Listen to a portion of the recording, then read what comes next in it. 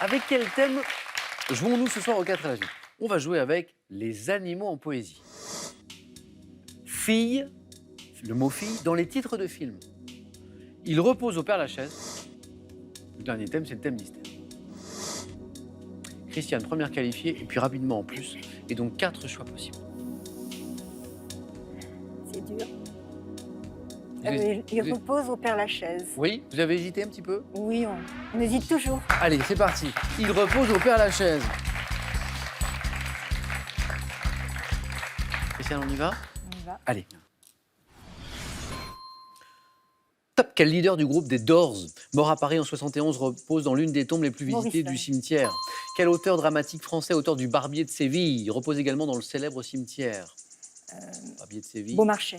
Quel anatomiste et physiologiste français qui repose au cimetière depuis 1845 et fondateur de l'anatomie générale?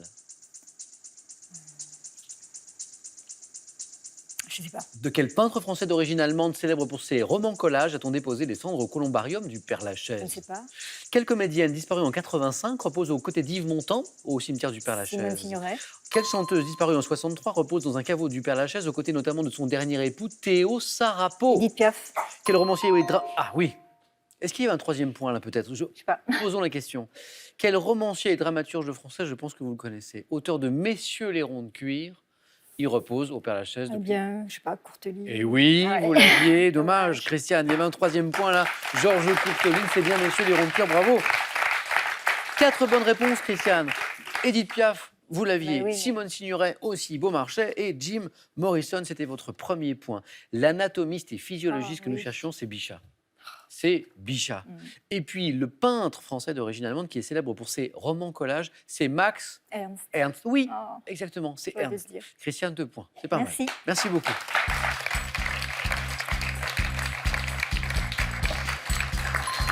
Morwen, pour la partie d'hier, je me rappelle qualifié en premier, donc avec le choix entre 4 thèmes. Cette fois qualifié en deuxième, 3 thèmes possibles. Lequel, Morwen? Donc les animaux en poésie, filles dans les titres de films, thème mystère. Je suis venu pour jouer, je vais prendre le thème mystère. Allez, Samuel. Morwen.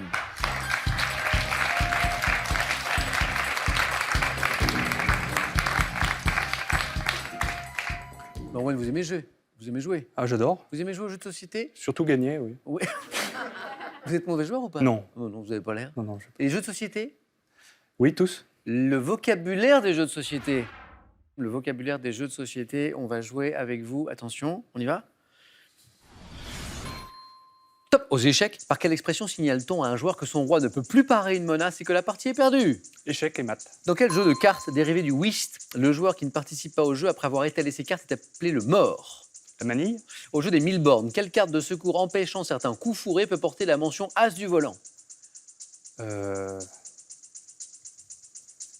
Joker. Au 421, par quel nom familier désigne-t-on la combinaison du 221 considérée comme la plus faible? Au jeu de la bataille navale, par quelle expression composée de 2 mots signale-t-on à l'adversaire qu'il a atteint sa Touché, dernière coulé. cible? Au poker, quelle combinaison est constituée de 3 cartes de même rang? Un brelan.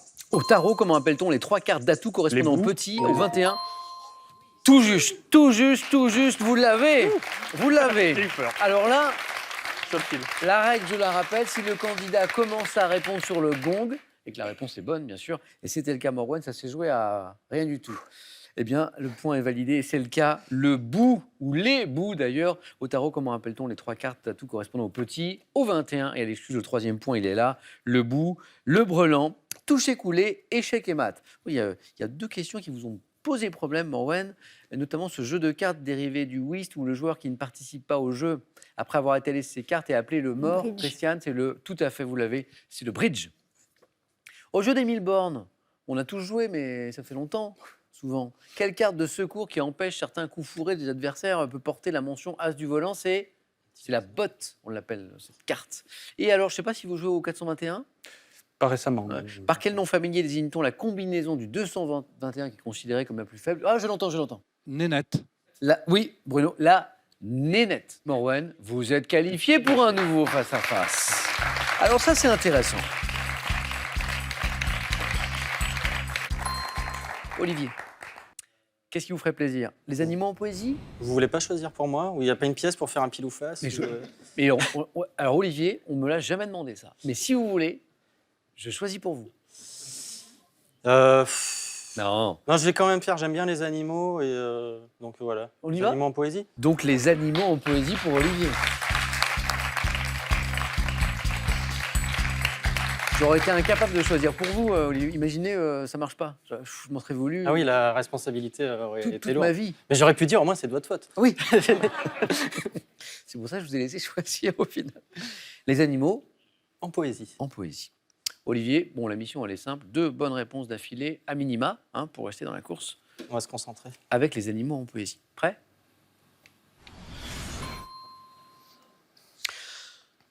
Top. Quel poème de Baudelaire évoquant un grand oiseau marin s'achève par le vers ses ailes de géant l'empêchent de marcher ? Les oiseaux de passage. En 1897, à quel animal de couleur blanche Paul Fort consacre-t-il un poème mis en musique par la suite par Georges Brassens ? Animal de couleur blanche. Un cheval. Dans un poème mis en musique par Joseph Cosma, quel pionnier du surréalisme évoque une fourmi de 18 mètres avec un chapeau sur la tête ? Paul Éluard. En 1893, quel poète français né de père cubain débute son sonnet Les Conquérants par le vers comme un vol de gerfaut hors du Je charnier ? passe. Dans un célèbre poème de 1942, quel nom Paul Éluard écrit-il notamment sur les ailes des oiseaux ? Quel nom ? Je passe. À quel poète du 19e doit-on le texte Femme et chatte, extrait des poèmes saturniens ? Ah zut. Saturniens, les poèmes saturniens, c'est... Heard, Ça quand aurait même. été vite. C'est dur. Oui, c'est dur. C'est vrai, c'est vrai. C'est Paul Verlaine. Ah, d'accord. Et 1 point pour Olivier. C'est cheval. Le petit cheval, bien sûr, Brassens, oui. Ouais, petit cheval. Dans Le mauvais mot- temps. Le nom que Paul Éluard écrit notamment sur les ailes des oiseaux, c'est Liberté. Liberté, Ah oui, j'écris ton nom. Bah Exactement. oui. Maintenant, ça revient à Olivier. Le poète français né de père cubain que nous cherchions, c'est Heredia. Le surréaliste que nous cherchions, qui évoque une fourmi de 18 mètres avec un chapeau sur la tête dans un poème, c'est Robert Desnos. Ah, des- Oui, Desnos. Christian Desnos, tout à fait. Et ce poème de Baudelaire qui évoque, L'albatros. qui évoque un grand oiseau marin avec ses ailes de géant qui l'empêche de marcher. D'accord, voilà, l'albatros. C'est de l'albatros. Mais tout vous revient après. Ça rappelle- Oui, mais on peut réessayer avec les filles dans le cinéma, peut-être. Alors, il faut que je demande à Christian. Hélas, non, mais Olivier, un grand merci. Non, mais en tout cas, c'était bien. Merci à vous. Mais c'est pas fini. J'ai encore un cadeau pour vous. Olivier, revenez à votre place de buzzer. On va d'abord vous remercier, Olivier, vous saluer. J'espère à bientôt. On remet ça, hein ? Avec plaisir. Et puis on a un cadeau pour vous que voici et bon retour à Rezé. Merci. Voici le cadeau d'Olivier. Nettoyez vos surfaces vitrées en toute simplicité avec Easy Clean Bot, le robot spécialiste laveur de vitres, efficace sur toutes vos surfaces. Avec ces très beaux livres, découvrez 100 lieux emblématiques de Paris, répondez à toutes les questions que vous vous posez et offrez-vous une promenade originale, chic et raffinée, au cœur de notre capitale. Avant le face-à-face, ça c'est pour vous. 3 chèques de 10 000 € à gagner pour 3 d'entre vous avec cette question. Que faut-il ajouter sur un croque, monsieur, pour le transformer en croque, madame ? 1, un œuf, 2, une olive. 32,43 pour la bonne réponse. Ça, c'est le téléphone par SMS 1 ou 2 au 7 10 20 et on tirera au sort parmi toutes vos bonnes réponses. Qui sera sacré ce soir ? Morwen, nouvelle chance, extra balle, comme on disait en début d'émission, ou Christiane ? Réponse dans quelques secondes. À tout de suite sur France 3.